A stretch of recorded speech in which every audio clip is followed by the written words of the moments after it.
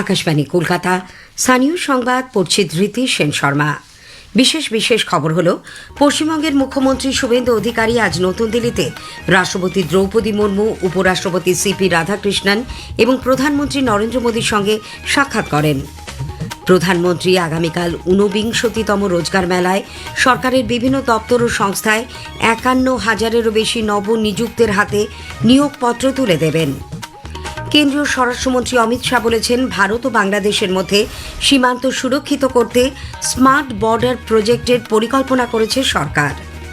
Ration ব্যবস্থায় দুর্নীতি, অযোগ্য উপভোক্তা এবং খাদ্যশস্যের অপচয় রুখতে রাজ্য জুড়ে বিশেষ যাচাই অভিযান শুরু করছে খাদ্য ও সরবরাহ দপ্তর। দীর্ঘ 3 বছর পর রাজ্য সমবায় দপ্তরের বিভিন্ন ক্ষেত্রে আবার শূন্য পদে নিয়োগ করা হবে।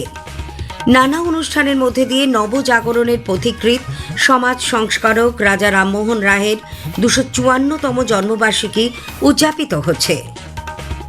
আসছি বিস্তারিত খবরে। পশ্চিমবঙ্গের মুখ্যমন্ত্রী শুভেন্দু অধিকারী আজ নতুন দিল্লিতে রাষ্ট্রপতি দ্রৌপদী মুর্মু, উপরাষ্ট্রপতি সিপি রাধাকৃষ্ণন এবং প্রধানমন্ত্রী নরেন্দ্র মোদীর সঙ্গে সাক্ষাৎ করেন। মুখ্যমন্ত্রী হিসেবে দায়িত্ব গ্রহণের পর এটি শ্রী অধিকারীর রাষ্ট্রপতির সঙ্গে প্রথম সাক্ষাৎকার। বৈঠকের আলোচ্য সূচি সম্পর্কে বিস্তারিত অবশ্য এখনও জানা যায়নি। এদিকে পরে এক সামাজিক মাধ্যমে বার্তায় উপরাষ্ট্রপতি সিপি রাধাকৃষ্ণন বলেন, পশ্চিমবঙ্গকে শান্তি ও সমৃদ্ধির পথে এগিয়ে নিয়ে যাওয়া এবং বিকশিত বাংলা ও বিকশিত ভারতের স্বপ্ন সাকার করে তোলার লক্ষ্যে শুভেন্দু অধিকারীর উদ্যোগের জন্য তিনি তাকে শুভেচ্ছা জানিয়েছেন। প্রতিরক্ষামন্ত্রী রাজনাথ সিংয়ের সঙ্গেও দেখা করেন শুভেন্দু অধিকারী। প্রতিরক্ষামন্ত্রী শ্রী অধিকারীকে এক রাজনৈতিক অভিজ্ঞতা সম্পন্ন ব্যক্তিত্ব হিসেবে বর্ণনা করে বলেন, পশ্চিমবঙ্গকে এক নতুন উচ্চতায় পৌঁছে দিতে তার উদ্যোগ বিশেষ ফলপ্রসূ হবে। উল্লেখ্য, নতুন সরকারের মুখ্যমন্ত্রী হিসেবে শপথ নেওয়ার পর প্রথম দিল্লি সফরে শ্রী অধিকারী গতকাল রাজধানী পৌঁছন। রাতেই কেন্দ্রীয় স্বরাষ্ট্রমন্ত্রী অমিত শাহের সঙ্গে বৈঠক হয় তার। প্রধানমন্ত্রী নরেন্দ্র মোদী আগামীকাল 49তম রোজগার মেলায় সরকারের বিভিন্ন দপ্তর ও সংস্থায় 51,000-এরও বেশি নবনিযুক্তের হাতে নিয়োগপত্র তুলে দেবেন। ভিডিও কনফারেন্সের মাধ্যমে ওই অনুষ্ঠানে ভাষণও দেবেন শ্রী মোদী। দেশের 47টি স্থানে রোজগার মেলার আয়োজন করা হচ্ছে। এর মধ্যে আছে পশ্চিমবঙ্গের 3টি। কলকাতার শিয়ালদায় বিসি রায় মেমোরিয়াল হলে রেলের পক্ষ থেকে 185 জনের হাতে নিয়োগপত্র তুলে দেওয়া হবে। এই অনুষ্ঠানে থাকবেন কেন্দ্রীয় শিক্ষা প্রতিমন্ত্রী সুকান্ত মজুমদার।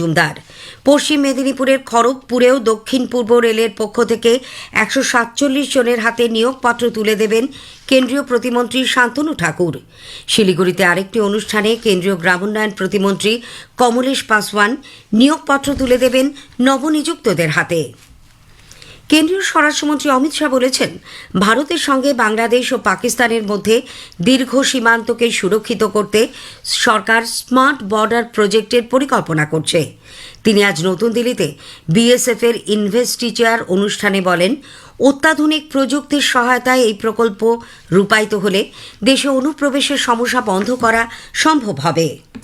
अवैध बॉर्डर की सुरक्षा की ग्रिड बनाने का काम आगे बढ़ रहा है और बहुत कम समय में गृह मंत्रालय ड्रोन, रडार, आधुनिक कैमराज और बाकी सारी तकनीक के साथ एक स्मार्ट बॉर्डर के प्रोजेक्ट को लेकर देश के सामने आएगा। और मैं मानता हूं ये लॉन्च होने के बाद सीमा सुरक्षा बल का काम काफी सरल भी होगा और मजबूत भी होगा।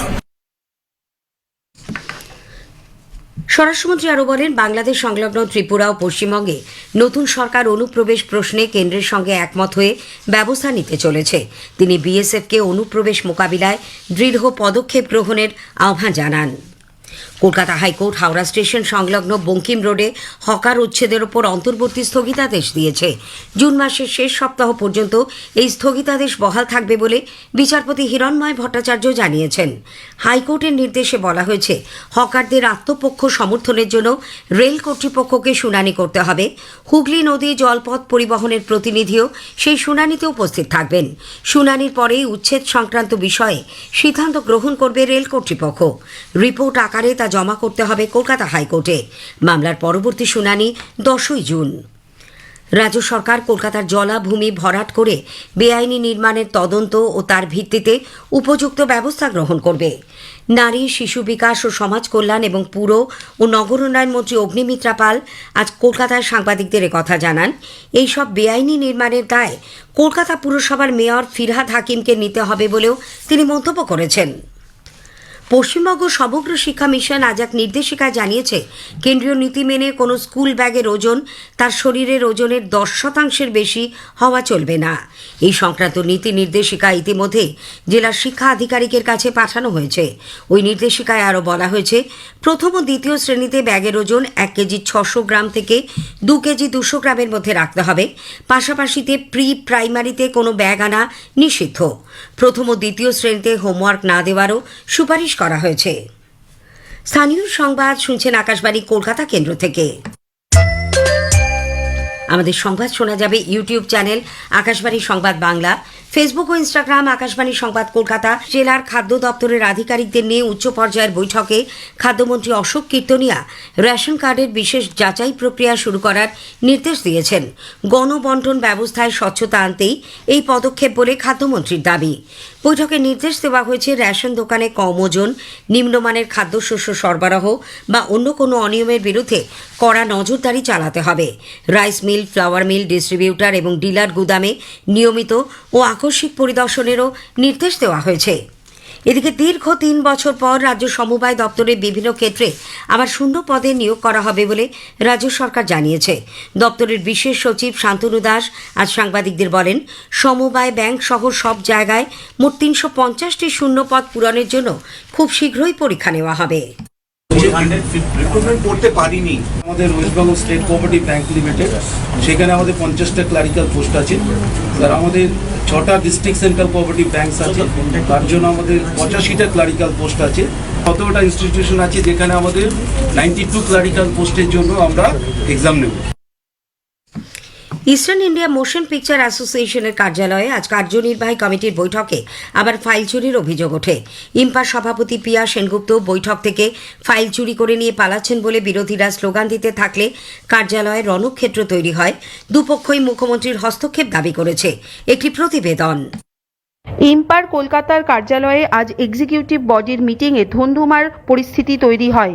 ইম্পার সভাপতি পিয়া সেনগুপ্ত বৈঠক ছেড়ে বারে বারে বেরিয়ে আসেন এবং অভিযোগ করেন যে জোর করে তাদেরকে দিয়ে মিনিটসে সই করিয়ে নেওয়া হচ্ছে এবং তাদের ওপর হেনস্থা করা হয়েছে। পরে অবশ্য ধ্বনি ভোটে এক্সিকিউটিভ বডি ভেঙে দেওয়া হয় এবং আপাতত সাময়িকভাবে রতন সাহাকে ইম্পার সভাপতি নির্বাচিত করা হয়। পিয়া সেনগুপ্তের অভিযোগ যে এই ধ্বনিভোট সম্পূর্ণভাবে বেআইনি। তবে বিরোধী দলের পক্ষে শতদীপ সাহা এই দাবি মেনে নেননি এবং তিনি বলেন যে ইম্পার প্রত্যেক সদস্য তাদের পক্ষে রয়েছে এবং তারা এই কারণেই এই ধ্বনিভোট করে এক্সিকিউটিভ বডি ভেঙে দিয়েছেন। 45 দিনের মধ্যে নতুন ভোট হবে বলেও তিনি জানিয়েছেন। কাশফির নাহার, আকাশবাণী সংবাদ, কলকাতা। বাংলা পক্ষের প্রতিষ্ঠাতা গর্গ চ্যাটার্জি আজ 10 দিন পর জামিনে মুক্তি পেয়েছেন। শর্ত সাপেক্ষে তার জামিন মঞ্জুর করে আদালত। উত্তর 24 পরগনার ভাটপাড়া পুরসভার চেয়ারম্যান, ভাইস চেয়ারম্যান সহ 35 জন কাউন্সিলরের মধ্যে 30 জন একযোগে পদত্যাগ করেছেন। এই ঘটনায় রাজনৈতিক মহলে চাঞ্চল্য ছড়িয়েছে। নানা অনুষ্ঠানের মধ্যে দিয়ে আজ বাংলার নবজাগরণের পথিকৃৎ সমাজ সংস্কারক রাজা রামমোহন রায়ের 254তম জন্মবার্ষিকী উদযাপিত হচ্ছে। একটি প্রতিবেদন। আধুনিক যুক্তিবাদ ও মানবিক চিন্তার ভগীরথ বাংলার রামমোহন ঈশ্বর চিন্তায় মোহগ্রস্ততা নয়, বরং ধর্মের মানবিক মুখ খোঁজার প্রয়াসী প্রথম আধুনিক মানুষটি হলেন তিনি। প্রাচ্য ও পাশ্চাত্য শিক্ষা সংস্কৃতির সমন্বয়ে দুরূহ কাজটি শুরু হয় তাঁর হাতেই। আরবি, ফার্সি, সংস্কৃতের সঙ্গেই ইংরেজি, স্প্যানিশ আর ফরাসি ভাষায় ছিল তাঁর সহজাত দক্ষতা। অভিজিৎ চক্রবর্তী, আকাশবাণী সংবাদ, কলকাতা। প্রথমবার আইএসএল চ্যাম্পিয়ন ইস্টবেঙ্গল দলের ফুটবলাররা আজ ট্রফি নিয়ে ক্লাব প্রাঙ্গণে পৌঁছলে সমর্থকদের মধ্যে ব্যাপক উন্মাদনার সৃষ্টি হয়। কোচ অস্কার ব্রুজোর উপস্থিতিতে কয়েক হাজার লাল হলুদ সমর্থকের জয়ধ্বনির মধ্যে দিয়ে ক্লাব পতাকা উত্তোলন করা হয়। চিংড়িঘাটার মেট্রোর দ্বিতীয় দফার কাজ আজ রাত থেকে আবার শুরু হচ্ছে, চলবে আগামী সোমবার সকাল 8টা পর্যন্ত। শেষ করার আগে স্থানীয় সংবাদের বিশেষ কিছু অংশ আরও একবার। পশ্চিমবঙ্গের মুখ্যমন্ত্রী শুভেন্দু অধিকারী আজ নতুন দিল্লিতে রাষ্ট্রপতি দ্রৌপদী মুর্মু, উপরাষ্ট্রপতি সিপি রাধাকৃষ্ণন এবং প্রধানমন্ত্রী নরেন্দ্র মোদীর সঙ্গে সাক্ষাৎ করেন। স্থানীয় সংবাদ শেষ হল। আকাশবাণী খবর পড়ছি অর্ক সেন। প্রথমে বিশেষ খবর। ভারত ও সাইপ্রাস সন্ত্রাসবাদ দমন সহ বেশ কয়েকটি ক্ষেত্রে সহযোগিতা বিষয়ে একাধিক চুক্তি স্বাক্ষর করেছে। প্রধানমন্ত্রী নরেন্দ্র মোদী ভারত ও সাইপ্রাসের সম্পর্ক বর্তমানেই কেবল দৃঢ় নয়, তা ভবিষ্যতেও থাকবে বলে আশা প্রকাশ করেছেন। প্রধানমন্ত্রী আগামীকাল ঊনবিংশতিতম রোজগার মেলায় বিভিন্ন সরকারি দফতরে নবনিযুক্ত ৫১,০০০-এরও বেশি প্রার্থীর হাতে নিয়োগপত্র তুলে দেবেন। কেন্দ্রীয় স্বরাষ্ট্রমন্ত্রী অমিত শাহ বলেছেন, ভারত ও বাংলাদেশের মধ্যে সীমান্ত সুরক্ষিত করতে স্মার্ট বর্ডার প্রজেক্টের পরিকল্পনা করেছে সরকার। নির্বাচন কমিশন আজ 10টি রাজ্যের 24টি রাজ্যসভা আসনের নির্বাচন নির্ঘণ্ট ঘোষণা করেছে। আইপিএল ক্রিকেটে রয়্যাল চ্যালেঞ্জার্স বেঙ্গালুরুর বিরুদ্ধে টসে জিতে সানরাইজার্স হায়দ্রাবাদ ব্যাট করার সিদ্ধান্ত নিয়েছে। আসছি বিস্তারিত খবরে। ভারত ও সাইপ্রাস আজ নতুন দিল্লিতে সন্ত্রাসবাদ দমন, উদ্ভাবন ও প্রযুক্তি, উচ্চশিক্ষা ও গবেষণা এবং সাংস্কৃতিক ক্ষেত্রে সহযোগিতার জন্য একটি যৌথ ওয়ার্কিং গ্রুপ প্রতিষ্ঠা সহ বিভিন্ন ক্ষেত্রে একাধিক চুক্তি বিনিময় করেছে। প্রধানমন্ত্রী নরেন্দ্র মোদী আজ সাইপ্রাসের রাষ্ট্রপতি নিকোস ক্রিস্টোডৌলিডেসের সঙ্গে বিস্তৃত পরিসরে দ্বিপাক্ষিক সহযোগিতা জোরদার করার বিষয়ে আলোচনা করেছেন। বহুপাক্ষিক ফোরামে পারস্পরিক সহযোগিতা সহ আঞ্চলিক ও আন্তর্জাতিক বিভিন্ন বিষয়েও মতবিনিময় করেন তাঁরা। বৈঠকের পর এক যৌথ সাংবাদিক সম্মেলনে প্রধানমন্ত্রী নরেন্দ্র মোদী বলেন, ভারত ও সাইপ্রাসের সম্পর্ক শুধু মজবুতই নয়, ভবিষ্যৎমুখীও বটে। গত এক দশকে সাইপ্রাস ভারতে বিনিয়োগের পরিমাণ প্রায় দ্বিগুণ করেছে। উভয় দেশ সাইবার ও সামুদ্রিক ক্ষেত্র নিরাপত্তা এবং সন্ত্রাসবাদ দমনের ক্ষেত্রেও সহযোগিতা বাড়ানোর সিদ্ধান্ত নিয়েছে বলে প্রধানমন্ত্রী উল্লেখ করেন। यह स्ट्रेटेजिक पार्टनरशिप साइप्रस के इंफ्रास्ट्रक्चर, एनर्जी और एग्रीकल्चर सेक्टर में भारतीय कंपनीज के लिए नए अवसर प्रदान करेगी और भारत के तेजी से बढ़ते शिपिंग और मैरीटाइम क्षेत्रों में नया निवेश लेकर आएगी। हम साइप्रस के साथ मिलकर गिफ्ट सिटी को एक ग्लोबल फाइनेंशियल और सर्विसेज हब बनाने के विजन को गति देंगे और दोनों देशों के इनोवेशन और स्टार्टअप इकोसिस्टम के बीच कनेक्ट बढ़ाएंगे। সাইপ্রাসের রাষ্ট্রপতি নিকোস ক্রিস্টোডৌলিডেস বলেছেন, গত এক বছরে দুই দেশের দ্বিপাক্ষিক সম্পর্ক এবং ভারত ইউরোপীয় ইউনিয়ন কৌশলগত সম্পর্ক অনেকটাই এগিয়েছে। তিনি বলেন, প্রধানমন্ত্রী মোদীর সাইপ্রাস সফরের ফলে গত এক বছরে এই অংশীদারিত্ব গতি পেয়েছে।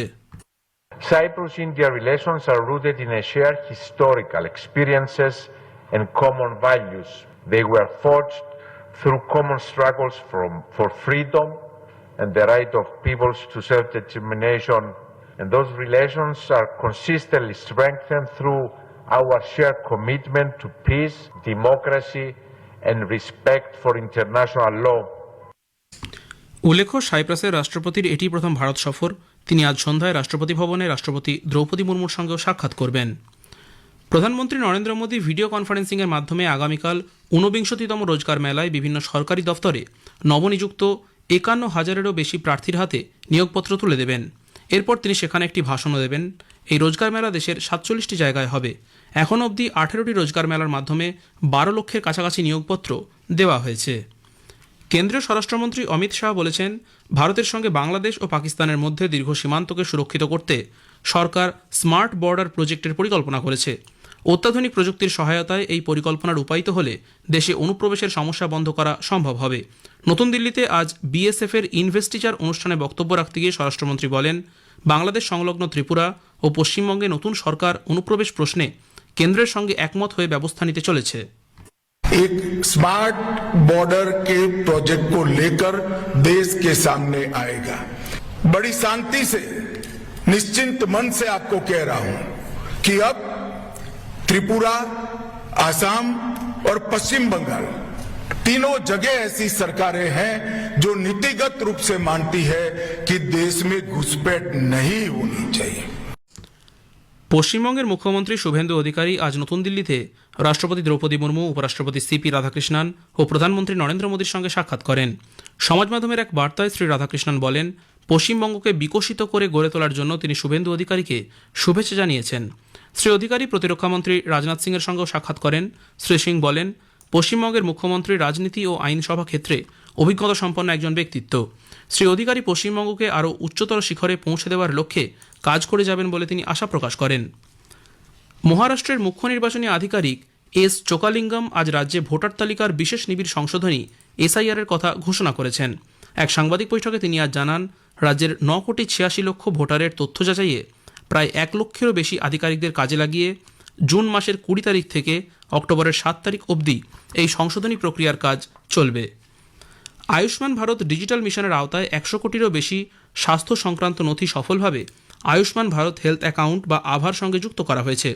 স্বাস্থ্যমন্ত্রক জানিয়েছে, গত বছরের ফেব্রুয়ারি পর্যন্ত এই সংযুক্ত স্বাস্থ্য নথির সংখ্যা ছিল 50 কোটি। মাত্র 15 মাসের ব্যবধানে সেই সংখ্যা বেড়ে দ্বিগুণ হয়ে 100 কোটিতে পৌঁছেছে, যা আয়ুষ্মান ভারত ডিজিটাল মিশনের ক্ষেত্রে এক গুরুত্বপূর্ণ মাইল ফলক। খবর শুনছেন আকাশবাণী থেকে। নির্বাচন কমিশন আজ 10টি রাজ্য থেকে রাজ্যসভার 24টি আসনের দ্বিবার্ষিক নির্বাচনের সূচি ঘোষণা করেছে। এর মধ্যে অন্ধ্রপ্রদেশ, গুজরাট ও কর্ণাটকে 4টি করে, রাজস্থান ও মধ্যপ্রদেশের 3টি করে, ঝাড়খণ্ডের 2টি এবং মণিপুর, মেঘালয়, অরুণাচল প্রদেশ ও মিজোরামের 1টি করে আসন রয়েছে। আগামী মাসে যাদের মেয়াদ শেষ হচ্ছে তাদের মধ্যে রয়েছেন প্রাক্তন প্রধানমন্ত্রী এইচ.ডি. দেবেগৌড়া, কেন্দ্রীয় মন্ত্রী জর্জ কুরিয়ান, রবনীত সিং প্রমুখ। কমিশনের পক্ষ থেকে জানানো হয়েছে, আগামী মাসের 1 তারিখে নির্বাচনের বিজ্ঞপ্তি জারি করা হবে। ভোট গ্রহণ 18ই জুন। একই দিনে ভোট গণনাও করা হবে। এছাড়া নির্বাচন কমিশন মহারাষ্ট্র ও তামিলনাড়ুর 1টি করে রাজ্যসভা আসনের উপনির্বাচনও ঘোষণা করেছে। মহারাষ্ট্রের উপমুখ্যমন্ত্রী সুনেত্রা অজিত পাওয়ার এবং এআইএডিএমকে সাংসদ সি.ভি. ষাণমুগম সম্প্রতি রাজ্য বিধানসভায় নির্বাচিত হওয়ায় তাদের আসন দুটি শূন্য হয়েছে। এই উপনির্বাচন 18 তারিখ অনুষ্ঠিত হবে। কেন্দ্রীয় মধ্যশিক্ষা পর্ষদ সিবিএসই দ্বাদশ শ্রেণীর বোর্ড পরীক্ষার উত্তরপত্রের স্ক্যান করা ফটোকপি জমা দেওয়ার শেষ তারিখ আরও একদিন বাড়িয়ে এই মাসের 24 তারিখ পর্যন্ত করেছে। এর আগে উত্তরপত্র জমা দেওয়ার শেষ তারিখ ছিল আগামীকাল পর্যন্ত। গত কয়েকদিন ধরে সিবিএসইর ওয়েবসাইটে ব্যাপক চাপ পড়ার দরুন ওয়েবসাইটে সমস্যা দেখা দেওয়ায় এই সিদ্ধান্ত। 2020 সালে উত্তর পূর্ব দিল্লিতে দাঙ্গার উস্কানি ও বৃহত্তর ষড়যন্ত্রের সঙ্গে যুক্ত থাকার অভিযোগে কারারুদ্ধ উমর খালিদকে আজ দিল্লি হাইকোর্ট 3 দিনের অন্তর্বর্তীকালীন জামিন মঞ্জুর করেছে। বিচারপতি প্রতিভা এম সিং এবং বিচারপতি মধু জৈনের ডিভিশন বেঞ্চ 1 জুন থেকে 3রা জুন পর্যন্ত তার শর্ত সাপেক্ষ মুক্তির অনুমতি দিয়েছে। খালিদ তার প্রয়াত কাকা চেহলাম অনুষ্ঠানে যোগ দিতে এবং তার মায়ের দেখাশোনা করার জন্য 15 দিনের অন্তর্বর্তীকালীন জামিন চেয়েছিলেন। কোয়াড গোষ্ঠীভুক্ত দেশগুলির বিদেশমন্ত্রীদের বৈঠক চলতি মাসের 26 তারিখে নতুন দিল্লিতে অনুষ্ঠিত হবে। বিদেশমন্ত্রী ডক্টর এস জয়শঙ্করের আমন্ত্রণে অস্ট্রেলিয়ার বিদেশমন্ত্রী পেনি ইয়ং, জাপানের বিদেশমন্ত্রী তোশিমিৎসু মোতেগি এবং মার্কিন যুক্তরাষ্ট্রের বিদেশ সচিব মার্কো রুবিও এই বৈঠকে অংশ নিতে নতুন দিল্লিতে আসছেন। বিদেশ মন্ত্রক জানিয়েছে, একটি মুক্ত ও উন্মুক্ত ভারত প্রশান্ত মহাসাগরীয় অঞ্চল বিষয়ে কোয়াডের দৃষ্টিভঙ্গির সঙ্গে সঙ্গতি রেখে মন্ত্রীরা গত বছরের 1 জুলাই ওয়াশিংটন ডিসিতে অনুষ্ঠিত আলোচনার উপর ভিত্তি করে কাজ করবেন। একাধিক অগ্রাধিকারমূলক ক্ষেত্রে কোয়াড দেশগুলির সহযোগিতা এগিয়ে নিয়ে যাওয়ার বিষয়ে মত বিনিময় করবেন তারা। মার্কিন যুক্তরাষ্ট্র ও ইরানের মধ্যে শান্তি আলোচনায় কূটনৈতিক অগ্রগতির বিষয়ে বিনিয়োগকারীদের মধ্যে সংশয় দেখা দেওয়ায় আজ বিশ্ববাজারে অপরিশোধিত তেলের দাম বৃদ্ধি পেয়েছে। ব্রেন্ট ক্রুড তেলের দাম 2.5%-এরও বেশি বেড়ে ব্যারেল প্রতি দাম হয়েছে $105 মার্কিন, 11 সেন্ট। অন্যদিকে ওয়েস্ট টেক্সাস ইন্টারমিডিয়েট ক্রুড তেলের দাম 1.7% বেড়ে ব্যারেল প্রতি $98 মার্কিন হয়েছে। মাউন্ট এভারেস্ট থেকে নামার সময় 2 ভারতীয় পর্বতারোহী অরুণ কুমার তিওয়ারি ও সন্দীপ আরে প্রাণ হারিয়েছেন। নেপালের পর্যটন দফতর জানিয়েছে, শৃঙ্গ জয় করে তাঁরা দুজনেই নেমে আসছিলেন। গাইডদের প্রচেষ্টা সত্ত্বেও তাদের শারীরিক অবস্থার অবনতি হওয়ায় তাদের বাঁচানো সম্ভব হয়নি। দুজনেই গতকাল এভারেস্ট শৃঙ্গ জয় করেন। এই মরশুমে এই নিয়ে 4 জন মারা গেলেন। আফগানিস্তানের কান্দাহার, হেরাত, ঘোর এবং তাখার প্রদেশে গতরাতে প্রবল ঝোড়ো হাওয়া ও বজ্রপাতে 6 জন নিহত এবং আরও 11 জন আহত হয়েছেন। আফগানিস্তানের জাতীয় বিপর্যয় মোকাবিলা কর্তৃপক্ষ জানিয়েছেন, প্রাকৃতিক দুর্যোগে একাধিক রাস্তাঘাট জলমগ্ন, বিপুল পরিমাণ কৃষিজমি, গাছপালা ক্ষতিগ্রস্ত, শতাধিক সোলার প্যানেল নষ্ট হয়ে গেছে, অন্তত 20টি বাড়ি ভেঙে পড়েছে। হায়দ্রাবাদের রাজীব গান্ধী আন্তর্জাতিক স্টেডিয়ামে আইপিএল ক্রিকেটে রয়্যাল চ্যালেঞ্জার্স বেঙ্গালুরুর বিরুদ্ধে টসে জিতে সানরাইজার্স হায়দ্রাবাদ ব্যাট করার সিদ্ধান্ত নিয়েছে। শেষ পাওয়া খবরে সানরাইজার্স হায়দ্রাবাদ 3 ওভার 1 বলে 37 রান করেছে। শেষ করার আগে খবরের বিশেষ কিছু অংশ আরও একবার। ভারত ও সাইপ্রাস সন্ত্রাস দমন সহ বেশ কয়েকটি ক্ষেত্রে সহযোগিতা বিষয়ে একাধিক চুক্তি স্বাক্ষর করেছে। প্রধানমন্ত্রী আগামীকাল 49তম রোজগার মেলায় বিভিন্ন সরকারি দফতরে নবনিযুক্ত 51,000-এরও বেশি প্রার্থীর হাতে নিয়োগপত্র তুলে দেবেন। আইপিএল ক্রিকেটে রয়্যাল চ্যালেঞ্জার্স বেঙ্গালুরুর বিরুদ্ধে টসে জিতে সানরাইজার্স হায়দ্রাবাদ ব্যাট করার সিদ্ধান্ত নিয়েছে। খবর শেষ হলো।